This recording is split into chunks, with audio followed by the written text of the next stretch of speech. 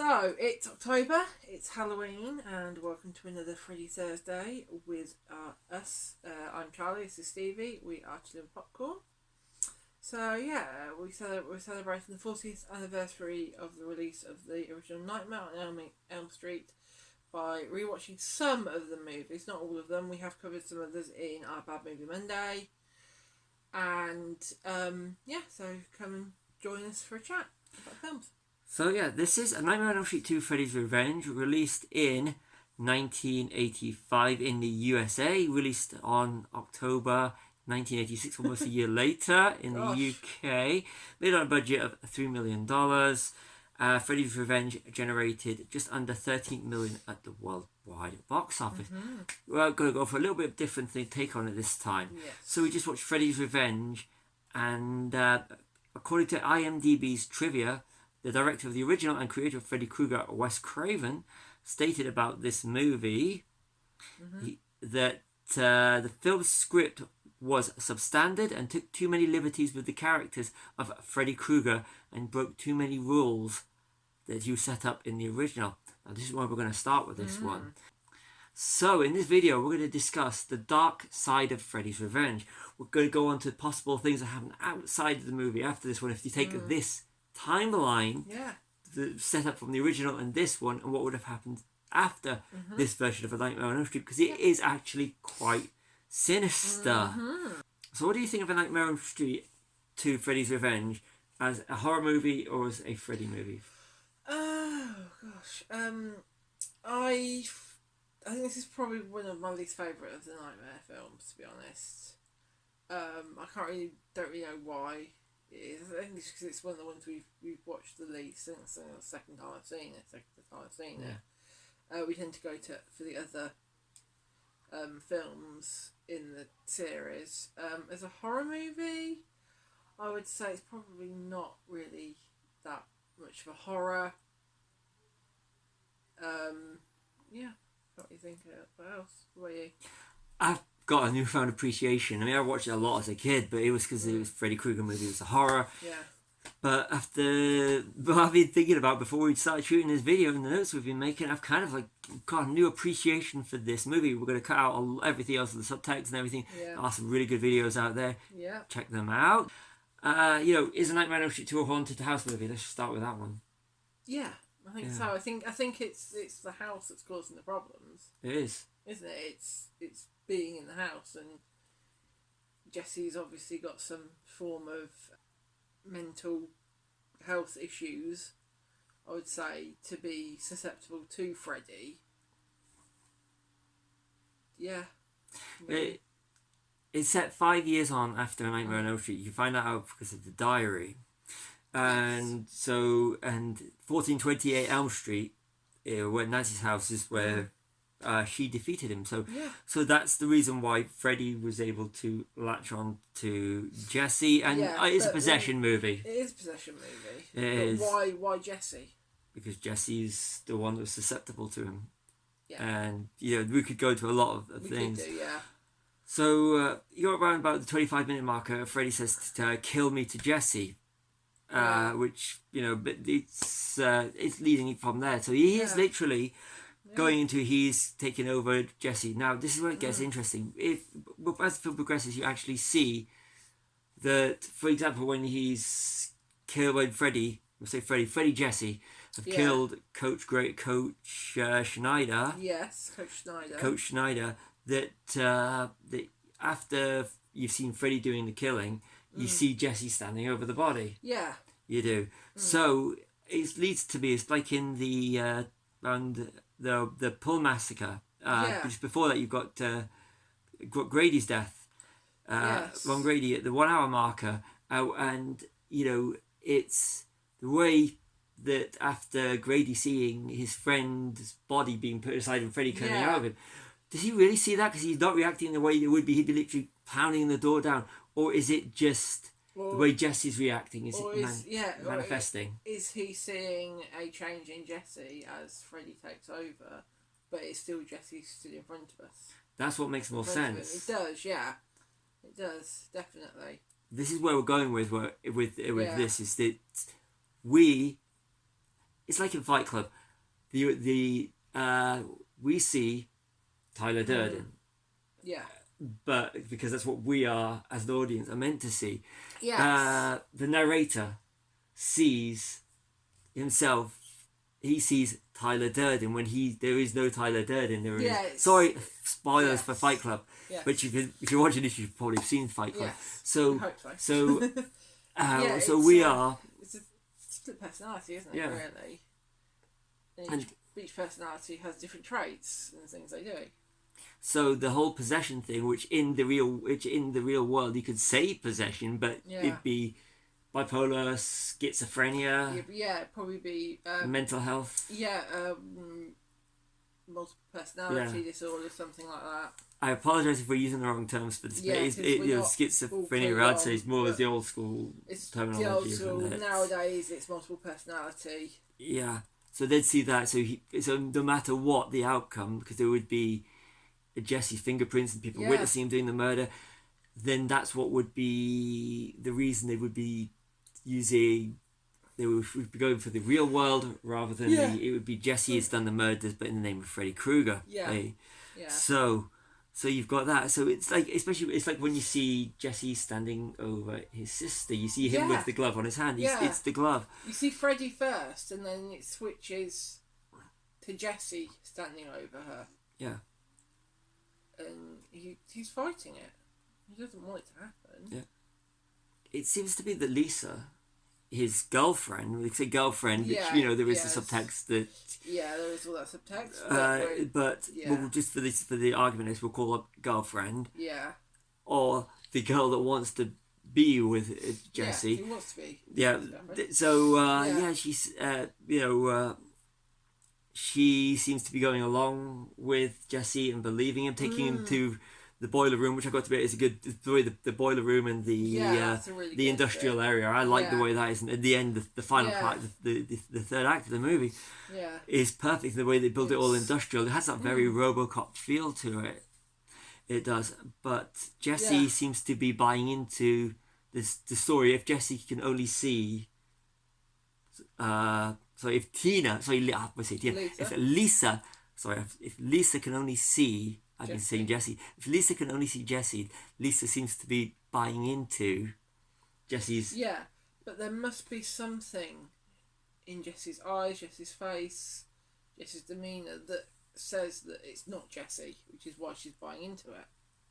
So does Lisa buy into the whole thing, or is she just wanting to believe it? Because she seems to be more obsessed with Jesse. She does, doesn't and she? The whole... It's very much everything that she does is for Jesse, almost, isn't it? Yeah, and so she's trying to save him, and she tries to save him, and she tries to save everybody else. She's a really likeable character, she is. Yeah. But she seems to have been easily led down the whole thing, because we're taking on the basis that they can see Jesse, not Freddy Krueger. It's only Jesse, so we've covered that. But there's a bit that really, for me, brings this all out. Is the party scene, the pool party. Because if it's Freddy Krueger, then Lisa's parents would recognise Freddy Krueger. Yeah. And they'd be questioning it. Unless they weren't around when Freddy Krueger was, that they might have moved into the neighbourhood after the whole Freddy Krueger thing. But the claw and the glove, the glove and the sweater. Yeah. Even if they didn't have no part in his killing, they would have still recognised the sweater rather than what they see. And there's a bit around the 1 hour 9 minute marker. We're using the Blu-ray, UK Blu-ray, and the teen says to Freddy, Jesse, I'm going to call him Freddy Jesse. Yeah. Hey, just calm down, all right, relax. Yeah, it's going to be all right. Nobody is going to hurt you. Just tell us what you want, all right? I'm here to help you. This seems to be the way he's talking to it, and it may just be the actor's line reading, but it just strikes me as someone that's talking to some friend or someone, not like a brutal mass murderer that's disfigured. He's trying to reason down to stop this massacre, and Freddy goes, help yourself, something, which we're not going to say. No. The teen acts, if he's not reacting to the Freddy dialogue, trying to calm down Jesse. Is he trying to calm? Is he trying to calm down Jesse? Yeah.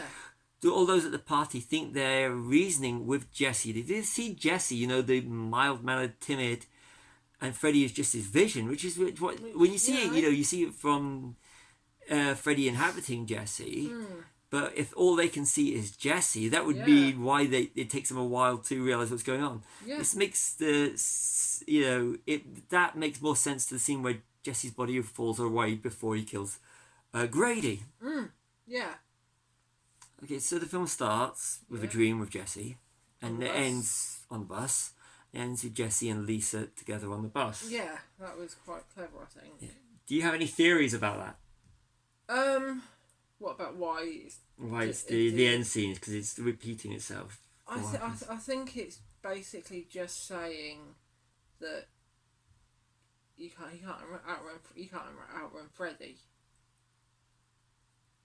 because it's Freddy in the opening scene. It's Freddy driving the bus when they drive off right at the end into the desert, and it's like you can't outrun him. You can't kill him. He's always going to be there.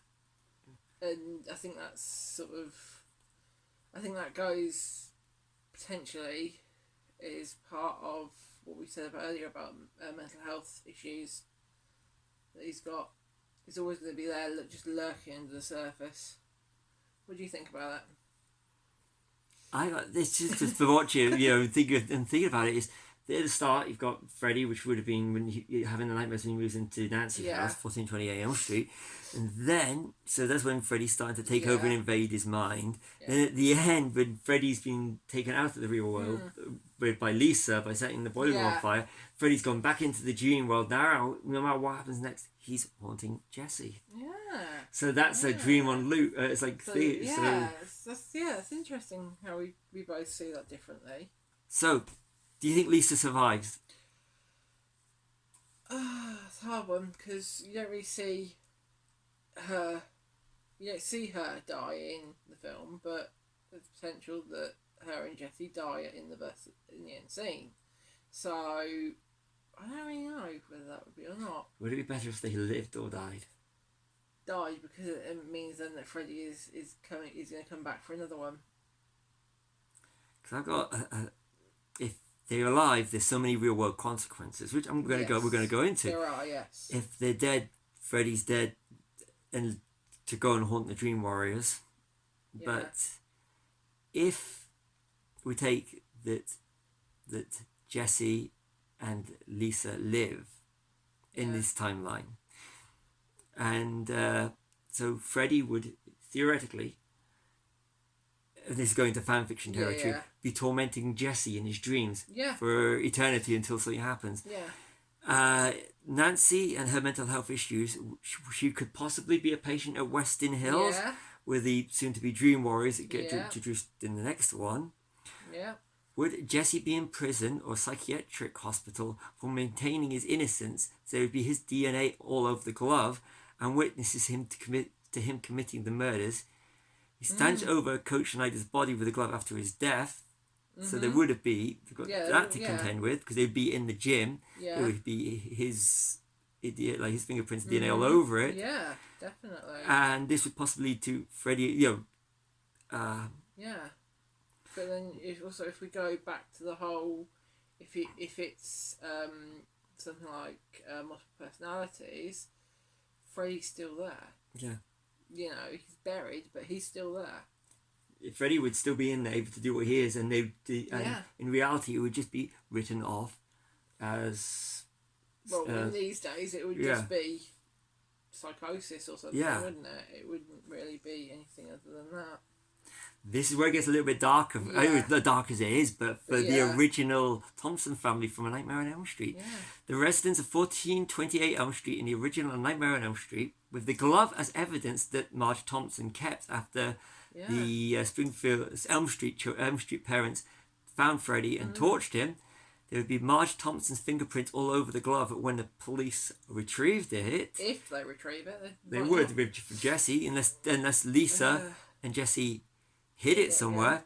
A house raid, if we take it that the police find the glove, a house raid on 1428 Elm Street would find more evidence to lead to the deceased Marge Thompson being named as a possible killer of the missing Freddy Krueger, Yeah. which would lead to Lieutenant Thompson being implicated over a cover-up and conspiracy possible for how many people, Yeah. and search for Freddy Krueger's body, which, as we know from the third one, where the body can be found. Yeah. And it's not so much the movie is dark as what could possibly happen afterwards. It's the implications of what's happened in this movie have a knock-on effect to what could happen potentially if they survived. Yeah, we find out from reading from Jessie and Lisa. It's Lisa who finds the diary. She does, yeah. In the bedroom, which was Nancy's and became Jessie's. Yeah. So you can find out what happened and Lisa doing the research as to Freddy Krueger and what happened to Nancy. Yeah. So you've got all that. So it's kind of presenting a dark future for the Thompsons. Yes. Which I know it gets dark in the third one, which we will be covering in the next episode. Yeah. But what did you say? Yeah, that's been why this is possibly the darkest, in my opinion, and our opinion. Yeah. Would you agree? Yeah, I think so. I think it's definitely the darkest. The more... Yeah, the darkest. I can't say anything else without swearing, so...